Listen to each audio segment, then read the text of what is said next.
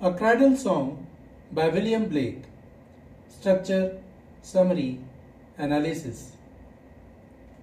Hello and welcome to the discourse. A Cradle Song is a poem by William Blake from his illustrated collection Songs of Innocence published in 1789. It is a 32-line poem that can be sung as a lullaby that a mother normally sings while rocking her infant to sleep. The poem offers two contrasting feelings and thoughts in a balance.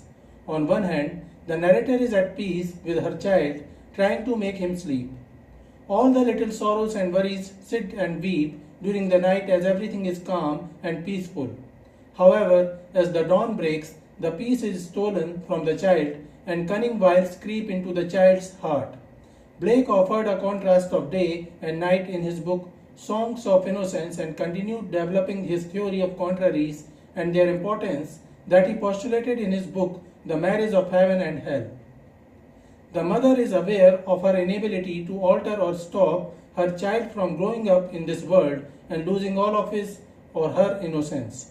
She is aware of the sinful world her baby will grow up and eventually die in, and that is why she cries while her sweet baby sleeps in the cradle. Blake uses the word sweet 10 times in the poem, suggesting the angelic innocence of the baby that will be lost when the child grows up. Structure of a Cradle Song. It is a 32-line poem set in 8 stanzas or quatrains, 4 lines each. The poem follows a simply rhythm scheme of AABB in each quatrain. Blake employed the couplet structure in a cradle song in which each pair of lines rhyme. This couplet form offers a cadence and the natural rhythm of a piece of text created through a writer's selective arrangements of words, rhymes, and meter to the poem. Blake used alliteration, anaphora, allusion, assonance, consonance, enjambment, imagery, symbolism, metaphor, and simile in the poem. Summary of a Cradle Song. Stanza 1 and 2, lines 1 to 8. Sweet dreams from a shade over my lovely infant's head. Sweet dreams of pleasant streams by happy silent moony beams. Sweet sleep with soft down, weave thy brows an infant crown. Sweet sleep, angel mild, hover over my happy child. The speaker is a mother who is singing a lullaby to encourage her infant to sleep. She tells the baby that it will be wonderful if he sleeps, as nothing but sweet dreams and smiles hovering over him in his sleep. The mother says she can trace an angelic figure over her child who is sleeping happily, as if the angel is there to protect the child. Both the stanzas begin with the word sweet, which is repeated again in the third line of each stanza. In the first quatrain, the narrator emphasizes sleep and how it brings sweetness. In the second stanza, the mother enjoys the sight of happiness on the face of her sleeping infant. The brows of sleep over the child's face appear like a crown to her, and she could sense the presence of angelic or divine figure protecting the child hovering over the infant. Blake used anaphora in the first 2 stanzas, repeating the phrases sweet dreams and sweet sleep at the beginning of the first and third line of both stanzas. Consonance is used in the opening line, sweet dreams from a shade, form a shade, with repetition of the sound D in quick succession. In third line, the repetition of the vowel sound E, sweet dreams of pleasant streams, and in 8th line, the vowel sound of O, hover over my happy child, have been repeated making use of assonance. Enjambment has been used in both of the quatrains. Blake used metaphor and personification, suggesting the sleep has brows that hover over her infant. These quatrains offer imagery and symbolism of motherly love towards her child. Stanza 2 and 3, lines 9 to 16. Sweet smiles in the night hover over my delight. Sweet smiles, mother's smiles, all the livelong night beguiles. Sweet moons, dove-like sighs, chase not slumber from thy eyes. Sweet moons, sweeter smiles, all the dove-like moons beguiles. The narrator observes that sweet periods of sleep at night bring a sweet smile to the face of her infant, and that delights her as she smiles. The peaceful night and the calmness of her sleeping child beguiles her, and she wishes the night remain lifelong, her child may always remain peaceful and innocent like he is appearing right now when he is sleeping in the peaceful night.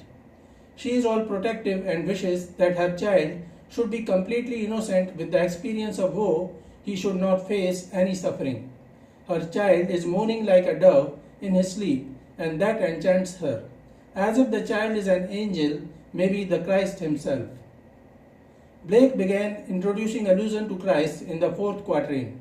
Anaphora has been continued with sweet smiles repeated in the first and third line of third stanza and sweet moans in the first and third line of fourth stanza. The first four stanzas each begin with the word sweet, which is repeated in the third line but moves from sweet dreams to sweet sleep to sweet smiles to sweet moans. This suggests a progression from the world of innocence to experience. In the fourth stanza, Blake used simile, suggesting the sighs of the infant are like doves or moans are beguiling like doves. Stanza 5 and 6, lines 17 to 24.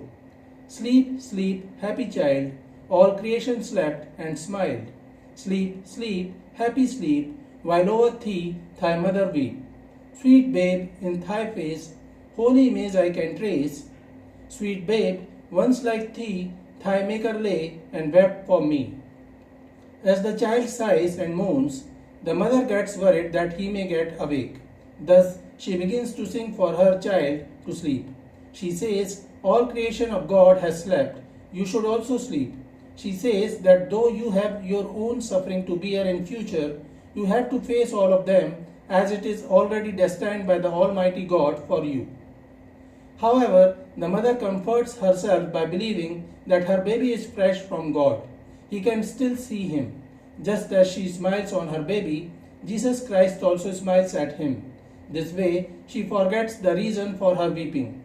The mother can trace the image of Christ mirrored in her child's face.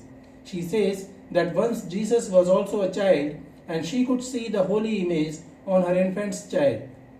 The stanza alludes the mother to be Virgin Mary and her infant Christ. However, despite her infant's angelic face, she weeps because she is very well aware of the fact that her child is fated to grow up, suffer the pains and pangs of his part, and then will die. Though she can do her best to protect her child and calm herself, the hard reality is that he will have to face what God has destined for him. She further says that even the Christ was also born like her infant. He wept for all of us, but he also saved all of us. Christ also faced the sufferings of crucifixion and execution, but he bore all these sufferings for the welfare of the human race. Stanza 7 and 8, lines 25 to 32. Wept for me, for thee, for all, when he was an infant small. Thou his image ever see, heavenly face that smiles on thee. Smiles on thee, on me, on all, who became an infant small. Infant smiles are his own smiles, heaven and earth to peace beguiles. In these lines, the poet moves away from the child while exclaiming the greatness of Christ. In the beginning, the mother was singing her child to sleep. She was enchanted by her infant's angelic face. Now, she compares her child's sleep, smiles, and suffering of her child with Jesus Christ.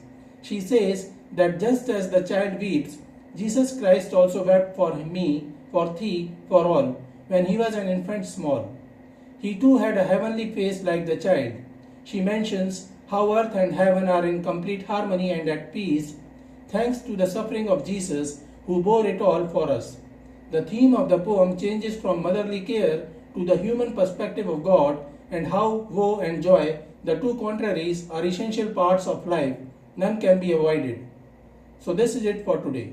We will continue to discuss the history of English literature. Please stay connected with the discourse. Thanks and regards.